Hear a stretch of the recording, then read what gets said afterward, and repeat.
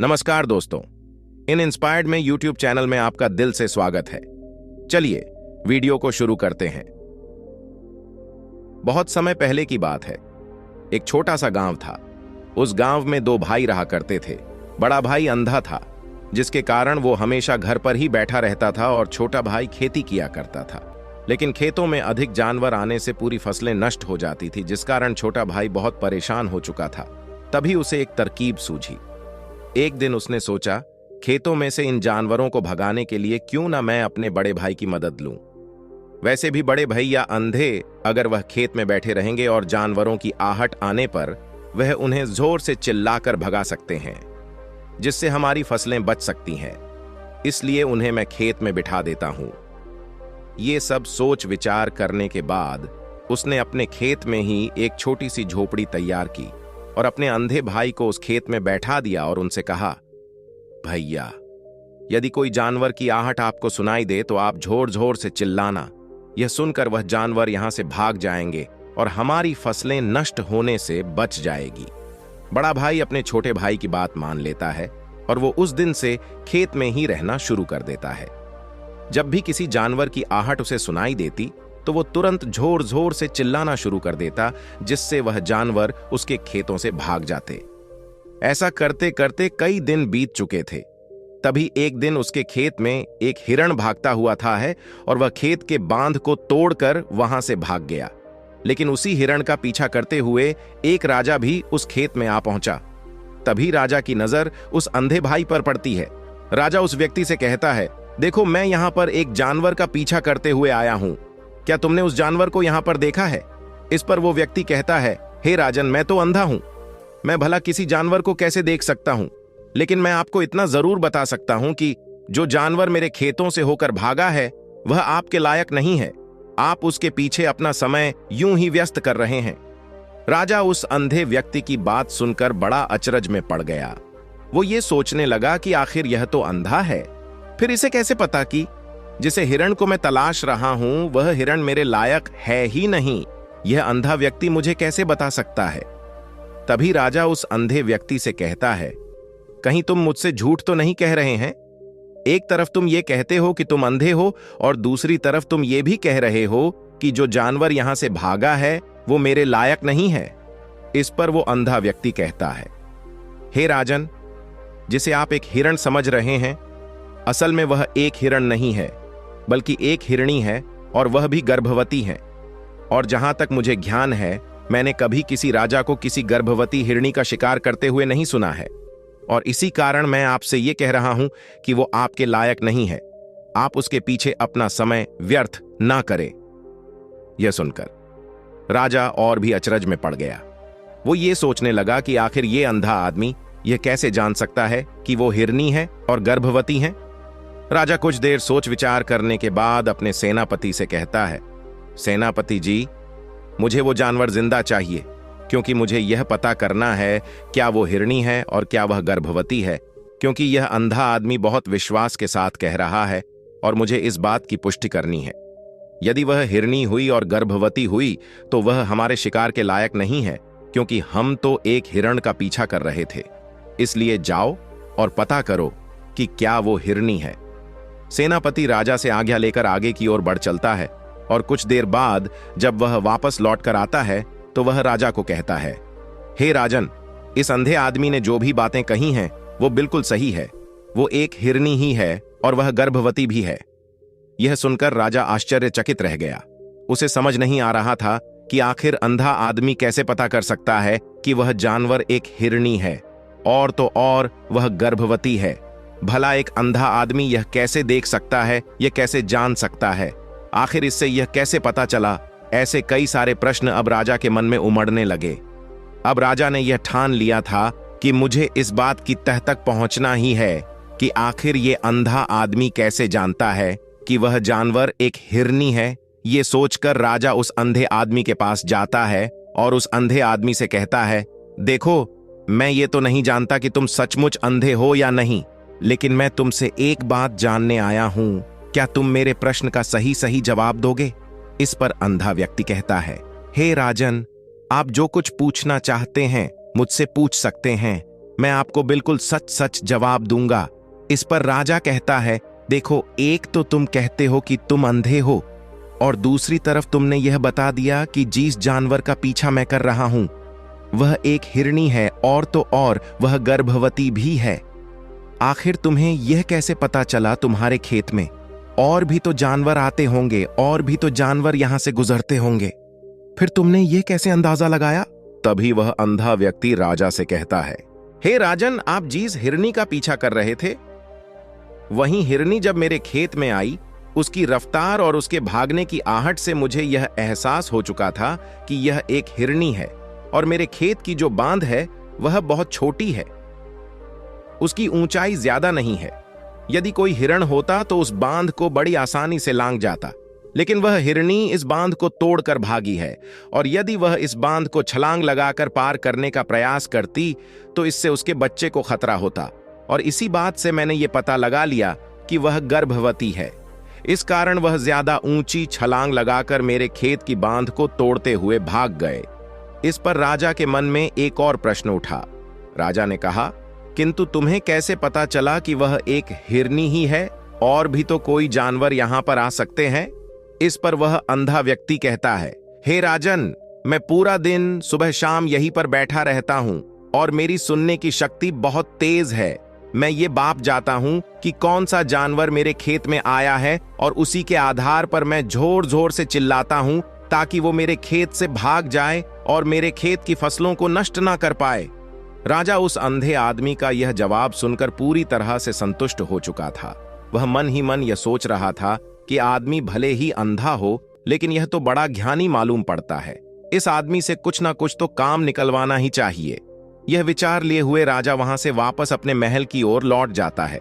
राजमहल पहुंचते ही राजा उस अंधे व्यक्ति से कहता है, आप तो बड़े ज्ञानी व्यक्ति हैं, आपको किसी भी बात का पता बड़ी आसानी से चल जाता है। आज मैंने आपको यहाँ पर इसलिए बुलाया है क्योंकि मैं आपसे ये जानना चाहता हूं कि मेरी पत्नी पतिव्रता है या नहीं। इस पर वो अंधा व्यक्ति कहता है, हे राजन, ये कैसा प्रश्न हुआ? इस पर राजा कहता है, मैंने आपसे बिल्कुल उचित प्रश्न किया है, मुझे इस प्रश्न का उत्तर दीजिए। इस पर वो अंधा व्यक्ति कहता है, हे राजन, ये सारी बातें जाने दीजिए। आपकी शादी को इतने साल बीत चुके हैं, और अब आप ये बात क्यों जानना चाहते हैं? आपके मन में ऐसे प्रश्न क्यों उठ रहे हैं? इस पर राजा जिद करते हुए कहता है, देखिए, आपको मुझे इस प्रश्न का उत्तर तो देना ही होगा। यदि आप मुझे इस प्रश्न का उत्तर नहीं देंगे तो मैं आपको मृत्यु दंड दे दूंगा। राजा के मुख से यह बात सुनकर वह अंधा व्यक्ति कहता है, हे राजन, यदि आप इस प्रश्न का उत्तर चाहते हैं तो उसके लिए आपको मेरा एक काम करना होगा। राजा कहता है, बोलो, मुझे क्या काम करना होगा? इस पर व्यक्ति कहता है, इसके लिए आपकी पत्नी को मेरे साथ कमरे में अकेले छोड़ना होगा। उस अंधे व्यक्ति की यह बात सुनकर राजा पहले तो क्रोधित हो जाता है, लेकिन फिर कुछ सोच विचार करने के बाद वह उस व्यक्ति की बात मान लेता है और अपने सेनापति को आदेश देता है, सेनापति जी, इस व्यक्ति को और मेरी पत्नी को एक कमरे में कुछ देर के लिए अकेला छोड़ दें। सेनापति बिल्कुल वैसा ही करता है। अब राजा की पत्नी और अंधा आदमी एक कमरे में बंद हो चुके होते हैं। तभी वो अंधा आदमी राजा की पत्नी से कहता है, मुझे आपको छूना है। इस बात पर रानी अत्यधिक क्रोधित हो जाती है और उस अंधे आदमी को वो पकड़ पकड़ कर पीटने लगती है, कभी हाथों से तो कभी लातों से तो कभी पटक पटक कर। इस तरह से उन्होंने उस अंधे आदमी की खूब पिटाई की। उसके बाद किसी तरह से वह अंधा आदमी अपनी जान बचाकर वहां से भाग निकलता है और वह राजा के पास पहुंचता है और वह राजा से कहता है, हे राजन, आपकी पत्नी पतिव्रता नहीं है। यह बात सुनकर राजा अत्यधिक क्रोधित हो उठता है और राजा अपनी तलवार निकालकर सीधा अपनी पत्नी की ओर जाता है और क्रोधित होकर वह अपनी रानी से कहता है, रानी जी, आज मैं जो भी सवाल आपसे करने वाला हो उसका मुझे सच सच जवाब दीजिएगा, और यदि आपने एक शब्द भी झूठ कहा तो मैं आपका अभी के अभी सर धड़ से अलग कर दूंगा, तभी आगे बढ़ें। राजा कहता है, मुझे बताइए, क्या आप पतिव्रता हैं या नहीं? इस पर रानी कहती हैं, हे राजन, आप भले ही मुझे जान से मरवा दीजिए, लेकिन मैं पतिव्रता नहीं हूं। राजा यह बात सुनकर बहुत खुश हुआ, क्योंकि उस अंधे आदमी ने जो भी कहा था वह बिल्कुल सच था।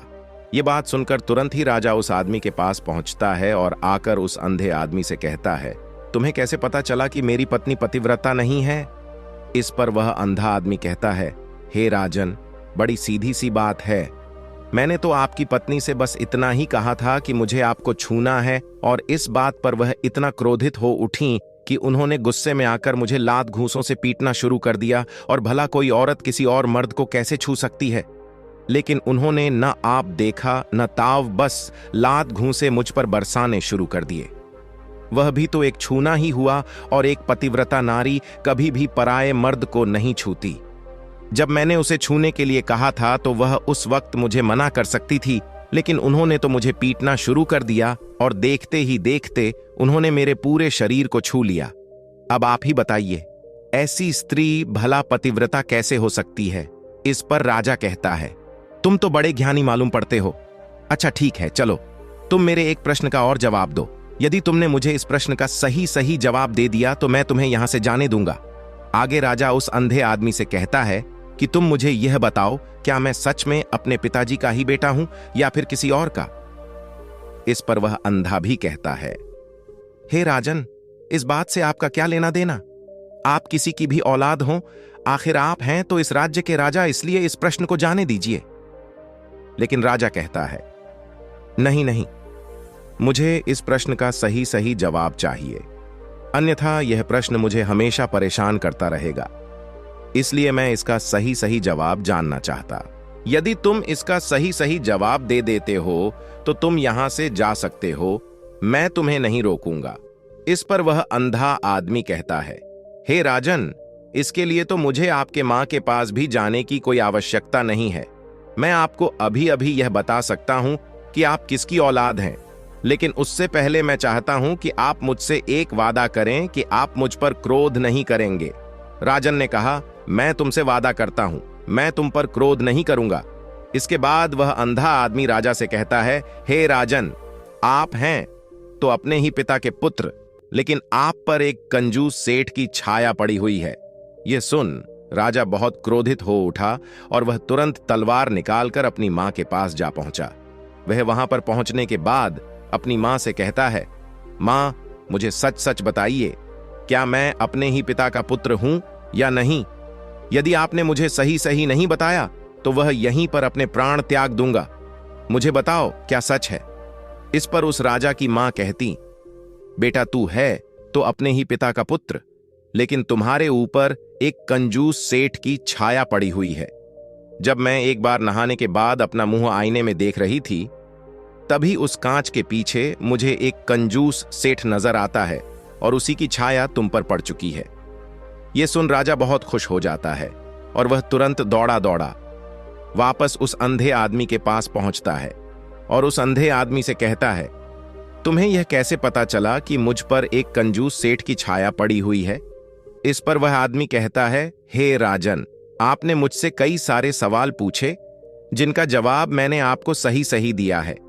यदि कोई और राजा होता तो मुझे इसके बदले में ढेरों सारे इनाम मिल चुके होते, लेकिन अब तक आपने एक फुटी कौड़ी तक नहीं दी है। इस बात से ही मैंने अंदाजा लगा लिया था कि आप बहुत कंजूस हो। यह बात सुनकर राजा जोर जोर से हंसने लगा और कहता है कि आप जो भी मांगेंगे वह मैं आपको अवश्य दूंगा, लेकिन मुझे यह बताओ कि तुम्हें कैसे पता चल जाता है कि कौन सी बात सही है और कौन सी गलत? तुम किसी भी बात का इतना सटीक और सही जवाब कैसे दे पाते हो? इस पर वह अंधा आदमी कहता है, हे राजन, मैं तो वैसे ही अंधा हूं। यदि मेरी आंखें होती तो मैं किसी की भी मन की बातें बड़ी सरलता से जान लेता। मन की एक भाषा होती है और यह भाषा मनुष्य के शरीर के व्यवहार के रूप में देखी जा सकती है। उसकी आंखों से, उसके होठों से, उसके काम करने के तरीके से, उसकी क्रियाओं से पता किया जा सकता है कि उसके मन में क्या चल रहा है। उसके आधार पर हम किसी के भी मन की बातें जान सकते हैं, लेकिन मैं तो अंधा हूं, मैं देख नहीं सकता, इसलिए मैं क्रियाओं से देखता हूं। यदि मुझे कोई बात जाननी हो तो अगले आदमी को कुछ काम देना पड़ता है, जिस पर वह व्यक्ति किस प्रकार काम करता है, किस तरीके से इस काम को करता है, उसके आधार पर ही मैं यह पता कर पाता हूं कि उसके मन में क्या चल रहा है। तभी वह राजा कहता है, तो क्या इसका अर्थ यह हुआ कि मैं भी किसी के मन की बातें जान सकता हूं? इस पर वह अंधा आदमी कहता है, हे राजन, अवश्य आप भी किसी भी व्यक्ति के मन की बात जान सकते हैं, किंतु उससे पहले आपको अपने ऊपर काम करना होगा। और वह काम है अपने मन को शांत कर, अपने मन को वर्तमान में लाना, जिसके लिए मैं आज आपको 3 तरीके बताने वाला। और ये तीनों ही तरीके बड़े ही आसान और सरल है। किंतु हे राजन, उससे पहले आपको एक काम करना होगा, अपने मन को एकाग्र करना हो। जब हम अपने मन को एकाग्र करते हैं, अपने मन को वर्तमान में लाते हैं, तो हम दूसरे के मन की बात जान सकते हैं, क्योंकि वह आदमी अभी भी अपने मन में वर्तमान में ही सोच रहा है और हमें भी मन को वर्तमान में ही लाना होगा, तभी हम उसके मन की बातें जान सकते हैं। यदि हम अतीत में हुई घटनाओं के बारे में सोच रहे हैं, तो वह जो अगला आदमी वर्तमान में सोच रहा है, वर्तमान में अपने मन में बात कर रहा है, वह हम कैसे जान पाएंगे? क्योंकि हम तो अतीत की घटनाओं में डूबे हुए हैं। इसलिए किसी के भी मन की बात जानने के लिए सबसे पहले हमें हमारे मन को एकाग्र करना होगा, उसे वर्तमान में लाना होगा। आगे वह व्यक्ति राजा से कहता है, हे राजन, जो 3 तरीके मैं आपको बताने वाला हूं, इन 3 तरीकों से बड़ी आसानी से किसी के भी मन की बातें जान सकते हैं। उसके बाद वह अंधा आदमी राजा से कहता है, हे राजन, जो सबसे पहला तरीका है वह है आंखों पर ध्यान देना। किसी व्यक्ति से बात करते वक्त उसकी आंखों में देखना, उसकी आंखों पर ध्यान देना जो सबसे ज्यादा जरूरी है, क्योंकि आंखें बोलती नहीं पर बहुत कुछ कह जाती है। यदि हम किसी व्यक्ति की आंखों के इशारों को समझना सीख जाए, हम यह जान पाएंगे कि व्यक्ति के दिमाग में क्या चल रहा है, वो क्या सोच रहा और अभी वह क्या करने वाला। मेरे पास आंखें नहीं, लेकिन मैंने अपने गुरु से यह विद्या सीखी है, क्योंकि बहुत सालों पहले मेरे पास आंखें थीं और मैं उस वक्त लोगों के मन की बातें केवल उनकी आंखों से ही जान लेता था। इसलिए यदि आप भी दूसरों की मन की बातें जानना चाहते हैं, तो आपको भी उनकी आंखों पर गौर करना चाहिए, जैसे कि उनका आकार कैसा है, वह कब, कहां और किधर देख रहे हैं। यदि उसकी आंखें यहां वहां घूम रही हैं, जब आप उससे बातें कर रहे हैं, तो वहां वह इधर उधर मोड़ रहा है, कभी ऊपर तो कभी नीचे या कभी आसपास, या फिर उसकी आंखें खुश नजर आ रही हैं या फिर आंखें निराश नजर आ रही है, जैसे कि चोर होता है, उसकी आंखों में जब हम देखते हैं तो हमें यह पता चलता है कि अगले आदमी ने कोई गलती की है। ठीक उसी प्रकार जब हम किसी चालक व्यक्ति की आंखों में देखते हैं, तो आपको पता चलेगा कि उसकी आंखों में एक भाषा होती है, एक बहुत ही सीधा और आसान तरीका होता है। यदि आपको यह पता लगाना है कि सामने वाला व्यक्ति आपसे झूठ कह रहा है या फिर सही, तो आपको उसकी आंखों पर ध्यान देना अति आवश्यक है। यदि आपसे बात करते वक्त वह व्यक्ति अपनी आंखें यहां वहां घुमा रहा है, ऊपर नीचे इधर उधर दाएं बाएं हर जगह देख रहा है, तो इसका अर्थ यह हुआ कि वह उस बात से निकलने का कोई रास्ता ढूंढ रहा है और कोई झूठ बना रहा है। यदि सामने वाला व्यक्ति आपसे कुछ झूठ कहने का प्रयास कर रहा है, तो वह आपसे नजर नहीं मिलाएगा, वह यहां वहां देखेगा, ऊपर नीचे देखेगा, लेकिन वह आपकी आंखों में आंखें डालकर कभी नहीं देख पाएगा, क्योंकि उसे डर है कि यदि उसने आपकी आंखों में आंखें डालकर देखी तो उसका झूठ पकड़ा जाएगा और लोगों को सच्चाई का पता चल जाएगा। और इसी प्रकार कुछ और भी भाषाएं होती हैं। जब आप किसी की आंखों में आंखें डालकर यह देखना शुरू कर देंगे कि उसके हाव भाव क्या है, ठीक उसी प्रकार चेहरे के हाव भाव होते हैं, जिससे हम मन की बातें बड़ी आसानी से समझ सकते हैं, और इन्हें भी समझना बहुत जरूरी है। कभी कभी कोई व्यक्ति अपने चेहरे से जैसे आंख, होंठ और बहुत से कुछ अलग अलग व्यवहार करता है। यदि आप किसी व्यक्ति के चेहरे में गौर करेंगे, तो आप आसानी से समझ पाएंगे कि वह व्यक्ति निराश है, जब व्यक्ति बहुत उदास है, या फिर वह बहुत खुश है, या फिर उससे कोई बहुत बड़ा दुख है। वह अपने अंदर क्या महसूस कर रहा है, ये सारी बातें हम उसके चेहरे के हाव भाव से पता कर सकते हैं। फिर चाहे इंसान जुबान से कुछ बोले या ना बोले, लेकिन आप उसके चेहरे से सब कुछ पता कर सकते हैं। आगे व्यक्ति राजा से तीसरा तरीका बताते हुए कहता है, हे राजन, इसी प्रकार तीसरी भाषा भी है, अर्थात तीसरा तरीका भी है, और वह है हाथों के इशारे और शरीर का व्यवहार। मन की बात समझने के लिए हमें हाथ के इशारे और शरीर के व्यवहार को समझना बहुत आवश्यक है। कोई व्यक्ति जब बात करता है तो आपने देखा होगा कि वो अपने हाथों को हिलाता रहता है, अपने हाथों से इशारा करता रहता है। बातों के साथ साथ अपना शरीर का जो व्यवहार है अर्थात बॉडी लैंग्वेज, उसका भी पूरा उपयोग करता है, जिससे हमें यह पता चल पाता है कि वह व्यक्ति हमारी बातों पर कितना ध्यान दे रहा है और उसके मन में क्या चल रहा है।